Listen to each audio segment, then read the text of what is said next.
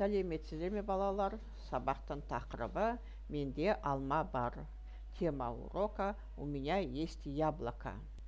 Бірінші тапсырма. Тыңда, қайтала. Первое задание. Послушай, повтори. Менде алмұрт бар. У меня есть груша. Менде алма бар. У меня есть яблоко. Менде жүзім бар.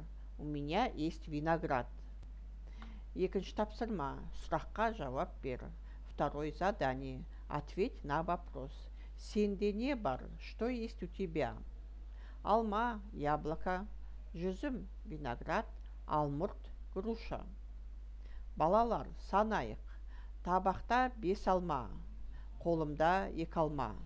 Қосқанда барлығын болады неше алма? Болады 7 алма.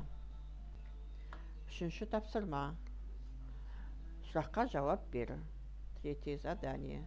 Ответь на вопрос. Неше алма? Сколько яблок? Неше алмұрт? Сколько груш? Тақпақ жаттайық. Алма кетті домалап, көше бойын жағалап. Кім алманы табады, сол ойыннан шығады. Төртінші тапсырма. Тыңда, қайтала, боя. Четвертое задание.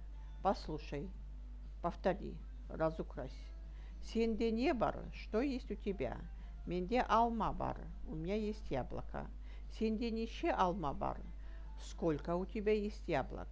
Менде 3 алма бар. У меня есть 3 яблок. Қандай? Какой? Бір қызыл алма, 2 сары алма. Одно красное яблоко, 2 желтых яблока. Балалар, демалайық. Алға қарай 1 адым, артқа қарай 1 адым. Бір орнымда қозғалып, кезек басып тұрамын. Жоғары төмен қарайық, орнымызды табайық. Сабақ аяқталды. Сау болыңдар балалар.